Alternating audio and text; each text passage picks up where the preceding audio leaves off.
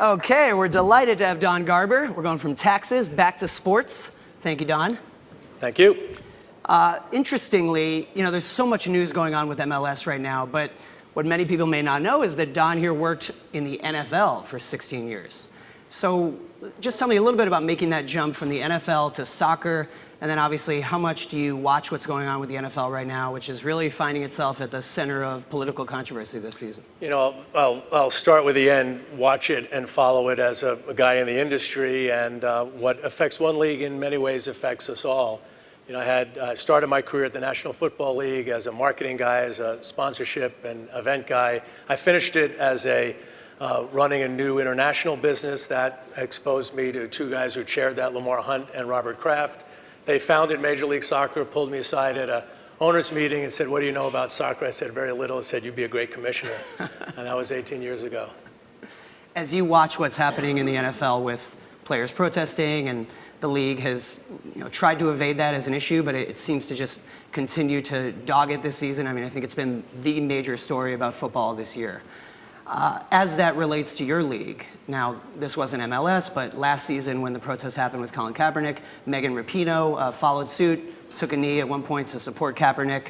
So that is a soccer player. But what is the MLS's stance toward this issue? Well, it starts with, soccer has rituals. It's part of the great beauty of the sport. One of those rituals for all leagues and national team games is this march to the match with kids holding the hands of our great players.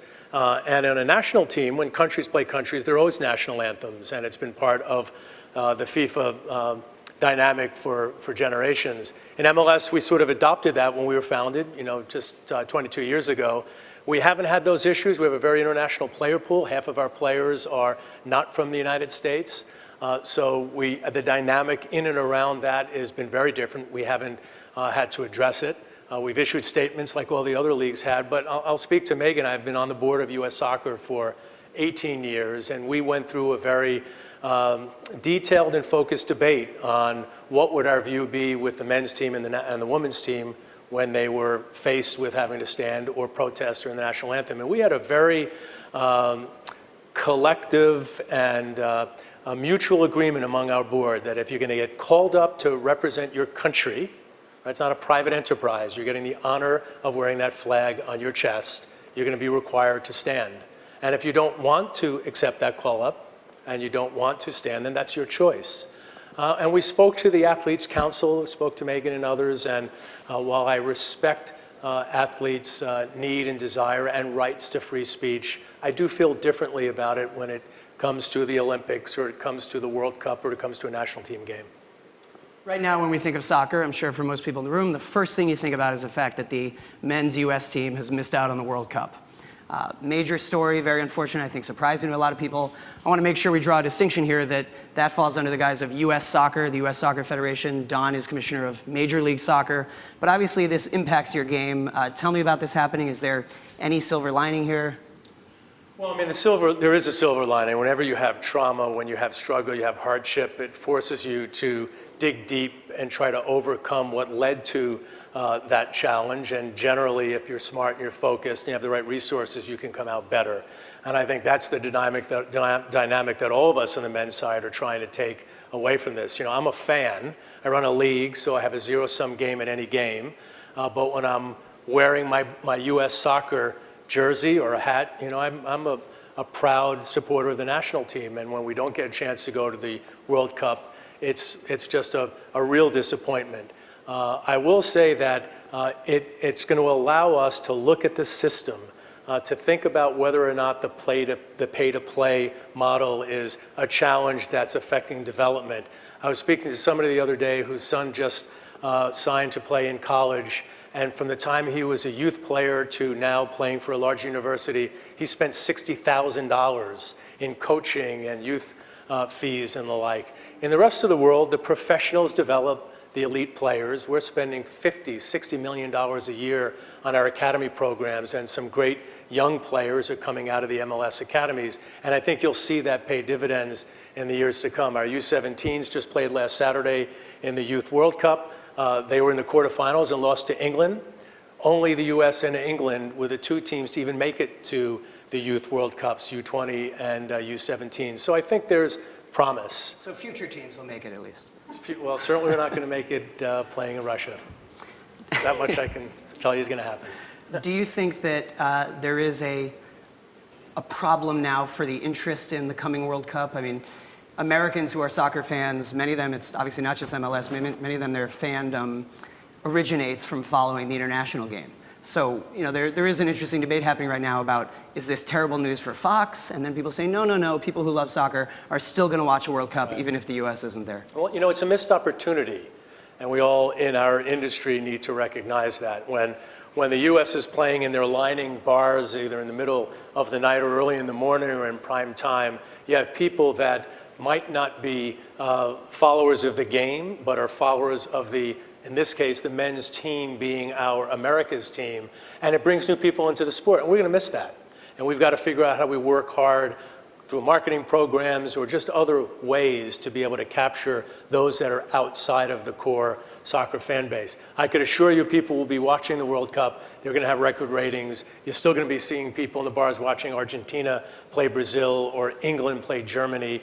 The ratings in the final will be record ratings with or without the U.S. being part of the competition. But I certainly would have rather been here talking about us going on our way to Russia as opposed to talking about us not. I think it's important that we mention that although the men's U.S. team has missed out on the 2018 World Cup, the women's team has won 3 World Cups. A lot of fans of soccer have vocally responded and pointed this out. A lot of news stories said U.S. misses World Cup, and it's like, yeah, the men's, but the women's team is really terrific, consistent record. And so I think this has brought this issue back to the fore of the pay gap. And I just wondered, your take on sort of whether American soccer fans neglect the women's team, whether we should be talking more about this. It's a good question. I would say that the women, when they have won championships and have won Olympic medals, it's captured the hearts and minds of our country, and I think that's great for the women's sports movement. It's great for the women's soccer movement, and it reminds us all that one of the great values of the game at the grassroots level is that you have men and women, boys and girls playing together at a very young age, and we have the ability to have 80, 90 million people who are following this sport who came up out of the grassroots. So as a league, you just don't want men or you just don't want women, female fans. You want fans, right? You want families, and you want people to congregate and show their support for their club, or in this case, their national team. Women's sports have had challenges in our industry, and that's something that all of us in the business have been trying to find ways to create more and more value, to capture opportunity for television and licensing, and certainly for attendance. MLS teams own a handful of NWSL teams.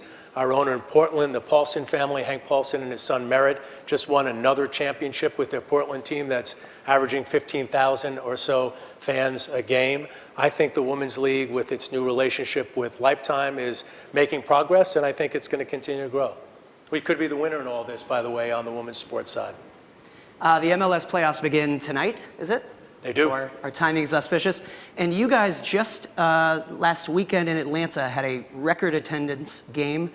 Almost 72,000 people attended a game of the new Atlanta team. Now that is a brand new team in a brand new stadium, same stadium the Falcons play in. Just tell me about that instant success. Usually a new team isn't that good in the first season. So not only are they successful on the field, but they're filling seats. Right. So, one of the great things about the soccer business, for all of us associated with it, it's a bit of a movement. We've got these great demographic rising tides that are pushing the value for everybody. We've got lots of millennials that are fans and have played the game and now are influencers. Someone like yourself, right, who is a fan of Major League Soccer and a fan of the game internationally. That might not have been the case 10 or 15 or 20 years ago when I'm interviewed by someone like yourself. And that's being delivered with many of these new teams that we've been launching. We are the youngest professional sports league in North America that has been around for over 20 years. We've been expanding rapidly. The team in Atlanta is owned by Arthur Blank, the founder of Home Depot and the Atlanta Falcons. They've got 40,000 season tickets. They've averaged over 45,000 fans a game. The Atlanta United team is the highest attendance this year, 2017, of any non-NFL team. It's one of the highest attended soccer teams in the world. Last week's attendance at 73,000 was among the top in the world, and they've got a great team. They've just taken this city by storm, a city that's very diverse, it's very young, and they love our club. They'll have a playoff game on Thursday, and I think they'll do over 70,000 a couple of days after they found out they were going to make the playoffs. So it's a pretty remarkable accomplishment. On the other hand, from the amazing attendance and instant success of this Atlanta team, you have a team right now that wants to relocate. Attendance has been low. That is the Columbus Crew in Columbus, Ohio. There is talk of moving that team to Austin, Texas, and the fans that do exist in Columbus of the Crew are upset, understandably. They don't want the team to move. What is the latest on the Columbus Crew situation?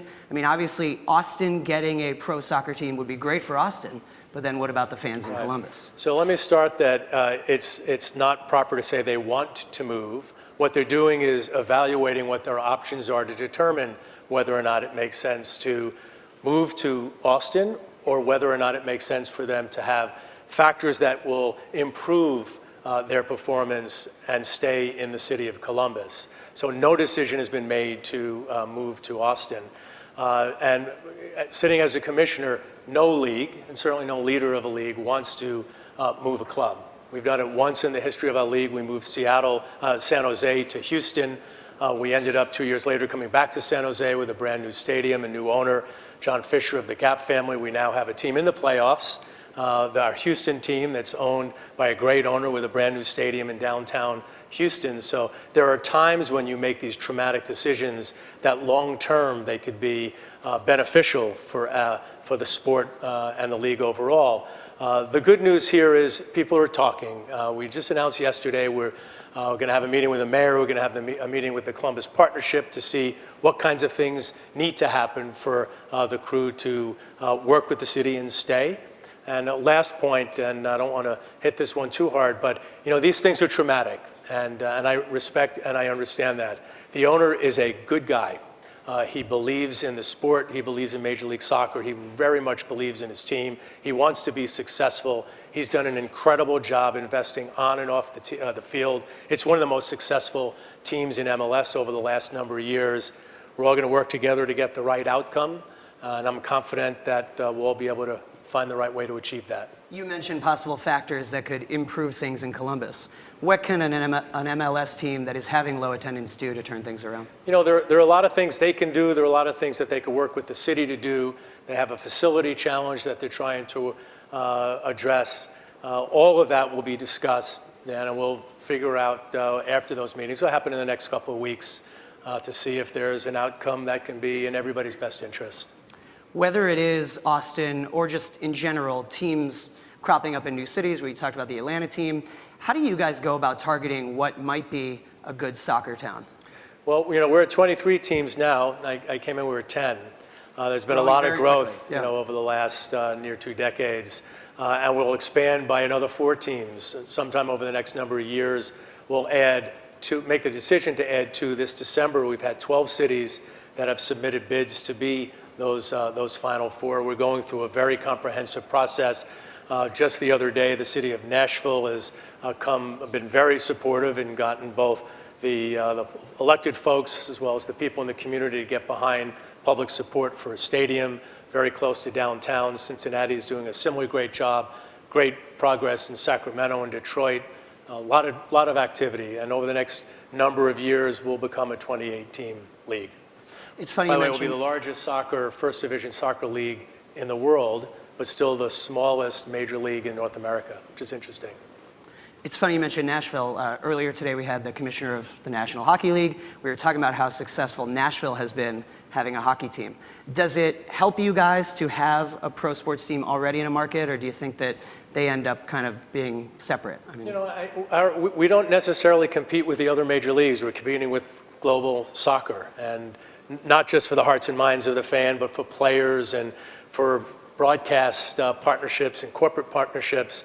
So I look at what's going on in Nashville and the incredible success of the hockey team, and it just speaks to that, if you do the right things, if you have the right owner, if you have the right facility, it's located in the right part of the community, if you have success on the field, if you have your players engaged in the community and in many ways work from the bottom up, then you're going to be successful, whether there's one team in town or whether there are multiple teams in town. Nashville is a cool city. It is clearly a city on the rise. We had a national team game there earlier in the year. We had 45,000 people attend that game in the NFL stadium. So it's a pretty cool place, and they're kind of tracking pretty well. The theme of our summit today, the loose theme, is globalization. You guys are in a unique position as an American pro sports league because you really are the American place for a sport that is much, much larger already internationally, an international sport. And as you said, almost half the players from outside the U.S. Tell me about how MLS has expanded globally.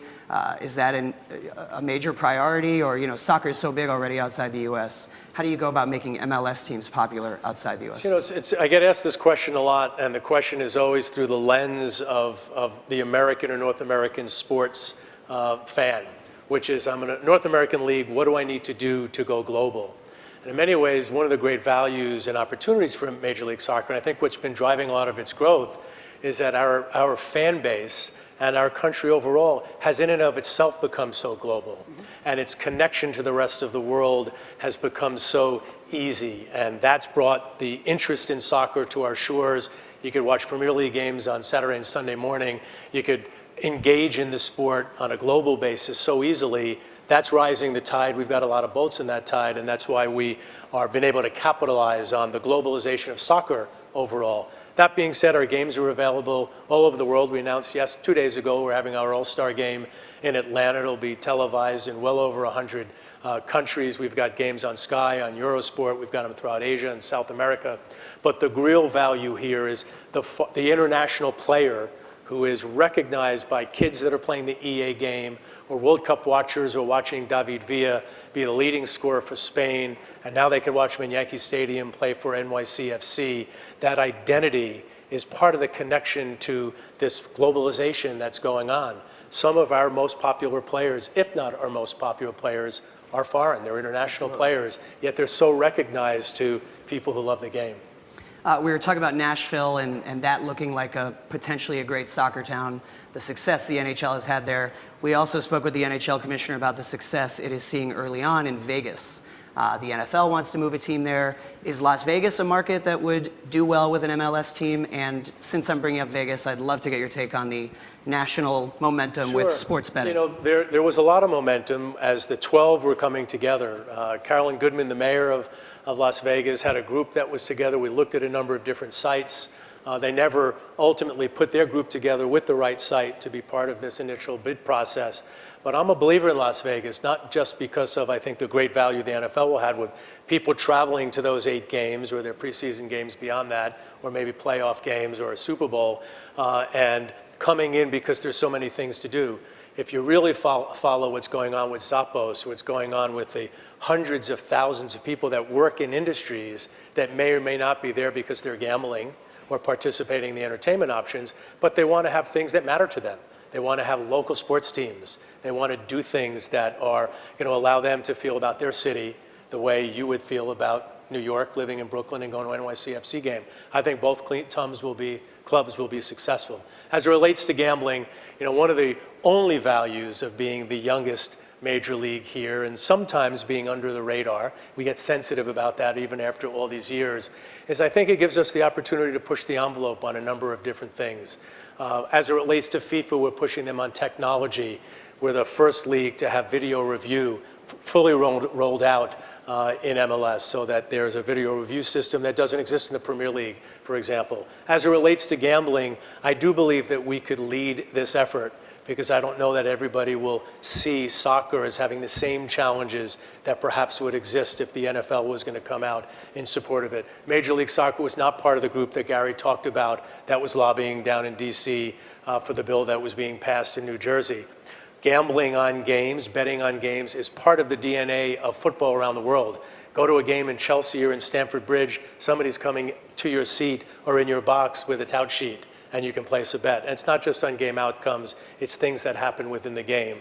Long way to go, a long answer, but I'm a big proponent that it's going to happen.